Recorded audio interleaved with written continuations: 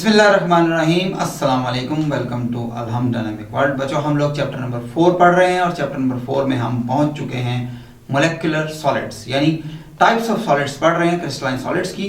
और crystalline solid में अब हमारा टॉपिक है मोलेकुलर सॉलिड। बेटा, ये बात हम ऑलरेडी कर चुके हैं कि एक क्रिस्टल में जो यूनिट सेल है और यूनिट सेल की जो क्रिस्टल पोजिशन है या क्रिस्टल साइट्स हैं, वहाँ पर जो इंडिविजुअल पार्टिकल्स मौजूद हैं, जिस तरह का पार्टिकल वहाँ पर मौजूद है उस तरह का वो क्रिस्टल कहलाएगा। यानी अगर वहां पर अल्टरनेटिवली पॉजिटिवली और नेगेटिवली चार्ज कैटायंस मौजूद हैं तो उसको हम आयोनिक सॉलिड का नाम देते हैं।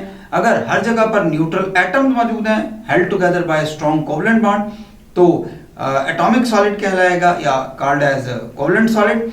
और अगर उस जगह पर पोलर या नॉन पोलर मॉलिक्यूल्स मौजूद हैं, यानी उस क्रिस्टल पोजीशन पर जहां पर सोडियम का आयन मौजूद था, यहां पर कार्बन का एटम मौजूद था, तो वहां पर अगर पोलर या नॉन पोलर मॉलिक्यूल मौजूद है तो इसको हम नाम देंगे मॉलिक्यूलर सॉलिड का।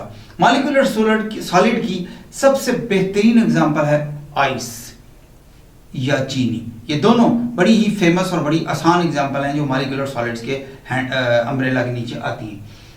मॉलिक्यूलर सॉलिड्स ऑब्वियसली मॉलिक्यूल्स पर मुश्तमिल है, तो मॉलिक्यूल्स जो है they are held together by very weak intermolecular forces of attractions called as cohesive forces, और इन फोर्सेस को हम वैन डर वाल्स फोर्सेस का नाम भी देते हैं। पोलर मॉलिक्यूल्स में डाइपोल फोर्सेस भी हो सकती हैं और हाइड्रोजन बॉन्डिंग भी हो सकती है। जैसे कि हमारे पास मुख्तलिफ किस्म के यानी सॉलिड कार्बन डाइऑक्साइड है तो उसमें लंडन स्पर्शन फोर्सेस होंगी, वो नॉन पोलर मॉलिक्यूल है। लेकिन अगर सॉलिड सल्फर डाइऑक्साइड मौजूद है या सॉलिड HCl मौजूद है तो उसमें डाइपोल फोर्सेस मौजूद होंगी। जबकि आइस में हाइड्रोजन बॉन्डिंग मौजूद है, शुगर में हाइड्रोजन बॉन्डिंग मौजूद है।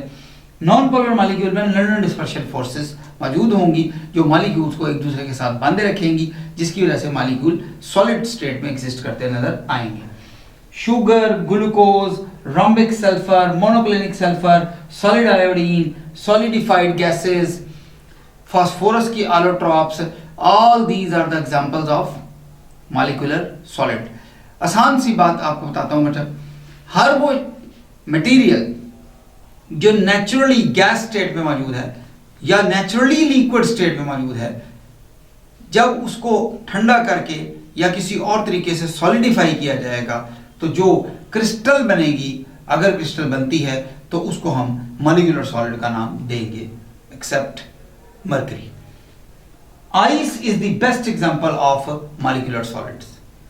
अब हम चलते हैं जनाब प्रॉपर्टीज ऑफ मॉलिक्यूलर सॉलिड्स। तो बेटा, मॉलिक्यूलर सॉलिड में जब एक्सरे एनालिसिस किया जाता है, क्रिस्टल्स को स्टडी करने के लिए एक्सरे टेक्निक से बेहतर टेक्निक नहीं है। तो XRD इसको कहा जाता है, एक्सरे डिफ्रैक्शन टेक्निक। इससे ये किया जाता है और इससे हम बेटा मॉलिक्यूल्स की पोजीशन फाइंड आउट कर लेते हैं और मॉलिक्यूल के अंदर एटम्स की भी एग्जैक्ट पोजीशन फाइंड आउट कर लेते हैं कि क्रिस्टल में, एक बड़ी क्रिस्टल में मॉलिक्यूल्स कहां पर मौजूद है और मॉलिक्यूल्स के अंदर एटम्स जो है वो किस जगह पर मौजूद हैं। क्योंकि ये molecular solid weak intermolecular forces of attraction की वजह से वीक क्यों कहा जा रहा है बेटा? जब हमने आयोनिक सॉलिड्स की बात की तो उसमें आयोनिक बॉन्ड है जो कि केमिकल बॉन्ड है, जो बहुत ज्यादा स्ट्रॉन्ग है। जबकि उसके साथ हमने जब कोवलेंट सॉलिड्स की बात की तो वहां पर कोवलेंट सॉलिड में कोवलेंट बॉन्ड मौजूद है, वो भी एक केमिकल बॉन्ड मौजूद है, दोनों प्योर केमिकल बॉन्ड है। लेकिन जब हम बात करते हैं मॉलिक्यूलर सॉलिड्स की तो मॉलिक्यूलर सॉलिड में सिर्फ इंटरमॉलिक्यूलर फोर्सेस ऑफ अट्रैक्शन मौजूद हैं जो कि इंतहाई वीक होती हैं as compared to chemical bond. बहुत ज्यादा फर्क होता है, there is a hell of difference between the to.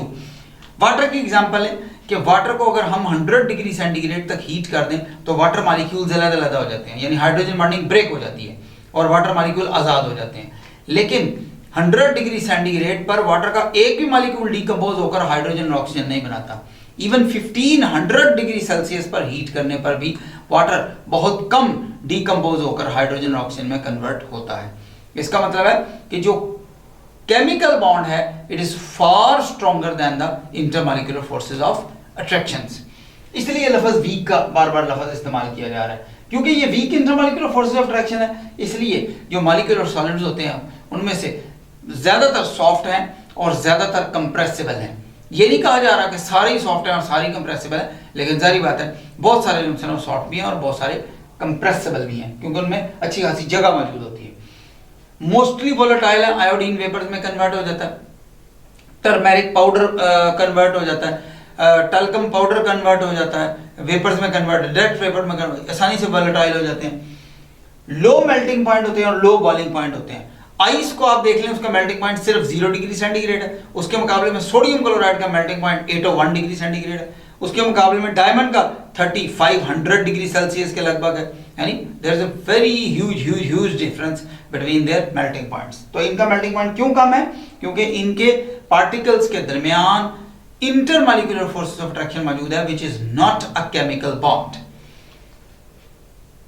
क्योंकि कोई आयन मौजूद नहीं है, कोई फ्री इलेक्ट्रॉन मौजूद नहीं है, इसलिए they are not going to conduct electricity.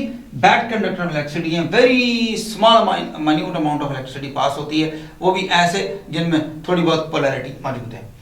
Solubility of the molecular crystal की बात की जाए तो जो पोलर हैं वो पोलर सॉल्वेंट में डिसॉल्व हो रहे हैं, यानी शुगर पानी में डिसॉल्व हो जाएगी बड़ी आसानी के साथ। लेकिन अगर आप रोम्बिक सल्फर को पानी में डिसॉल्व करने की कोशिश करेंगे तो ऐसा नहीं होगा, वो कार्बन डाइसल्फाइड में या बेंजीन या कार्बन टेट्राक्लोराइड जैसे नॉन पोलर सॉल्वेंट में डिसॉल्व होगी। यानी सॉल्युबिलिटी की बात की जाए तो हम बड़े आसानी से लिख सकते हैं लाइक डिसॉल्व्स लाइक, ये प्रिंसिपल इस पर फिट होगा।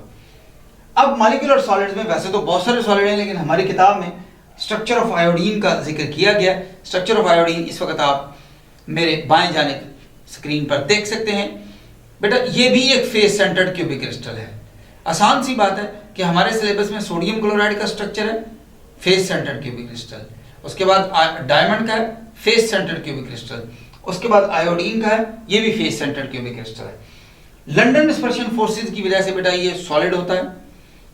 Large size of the iodine molecule, iodine का एक एटम बड़ा साइज में बहुत बड़ा है, और आयोडीन का मॉलिक्यूल तो बहुत ही बड़ा है साइज में, और इस बहुत बड़े साइज की वजह से इस मॉलिक्यूल की पोलराइजेबिलिटी बहुत ज्यादा है, और पोलराइजेबिलिटी ज्यादा होने की वजह से strong London dispersion forces attract करती हैं।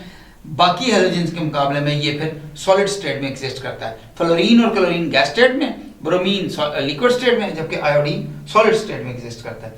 लेकिन एक क्वेश्चन शॉर्ट क्वेश्चन पेपर में अक्सर का पूछा जाता है कि गैसियस आयोडीन का जो बॉन्ड लेंथ है वो 266.67 पिकोमीटर है, लेकिन सॉलिडिफाइड आयोडीन का जो बॉन्ड लेंथ है वो 271.5 पिकोमीटर है। वो कहता है why there is a increase in the bond length. Gaseous state में बॉन्ड लेंथ कम है और सॉलिड स्टेट में आयोडीन का बॉन्ड लेंथ ज्यादा हो गया। ये कैसे हो गया?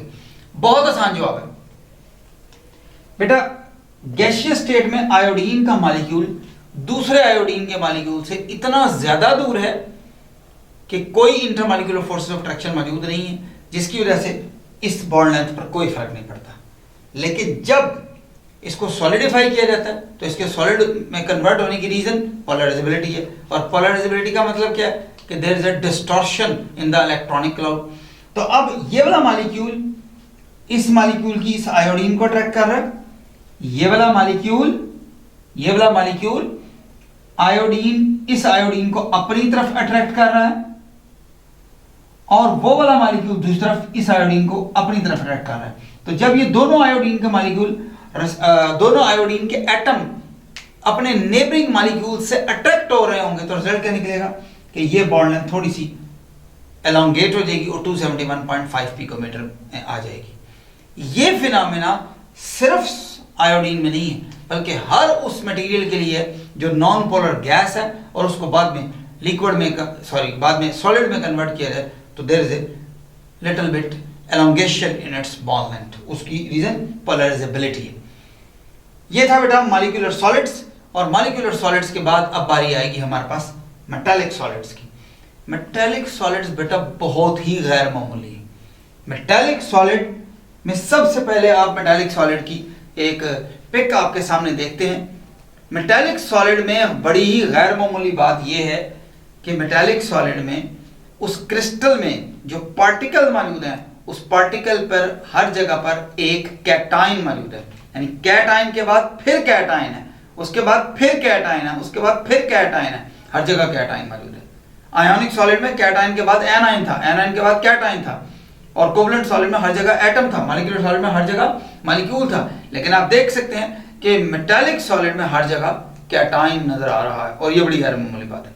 इसको एक्सप्लेन करने के लिए जो बॉन्ड इस्तेमाल किया जाता है उसको हम मेटालिक बॉन्ड का नाम देते हैं। वो क्या होगा वो बाद में देखते हैं। अभी आपने ये बात याद रखनी है कि particles forming the crystals are metal cations, और इसको एक्सप्लेन करने के लिए हमारे सिलेबस में, यानी मेटालिक बॉन्ड को एक्सप्लेन करने के लिए हमारे सिलेबस में 3 थियरीज मौजूद हैं। एक का नाम है इलेक्ट्रॉन पूल और इलेक्ट्रॉन गैस थ्योरी, जो ड्रूड ने डेवलप की और लॉरेंस ने वो आगे प्रोपेगेट की। उसके बाद प्रोफेसर लिनस पॉलिंग की वैलेंस बॉन्ड थ्योरी आती है, and then it comes Mulliken's band theory और also called as molecular orbital theory. वो हम लेटर ऑन डिस्कस करेंगे नेक्स्ट वीडियो में। आज की वीडियो में हम इलेक्ट्रॉन पूल थ्योरी और इलेक्ट्रॉन गैस थ्योरी की बात करेंगे। बेटा इलेक्ट्रॉन पूल थ्योरी और इलेक्ट्रॉन गैस थ्योरी का पहला पॉइंट बड़ा इंपॉर्टेंट है। Each atom in the metallic crystal loses all of its valence shell electrons. यानी अगर हमारे पास आयरन की क्रिस्टल मौजूद है तो आयरन के क्रिस्टल में आयरन के वैलेंस शेल में 3 इलेक्ट्रॉन मौजूद होते हैं और वो तीनों लूज हो जाते हैं। यानी हर जगह आपको आयरन 3 पॉजिटिव कैटायन नजर आएंगे। सिमिलरली सोडियम के वैलेंस शेल में 1 इलेक्ट्रॉन है, एल्युमिनियम के वैलेंस शेल में 3 इलेक्ट्रॉन है। इस तरह इलेक्ट्रॉन लूज होने शुरू हो जाएंगे।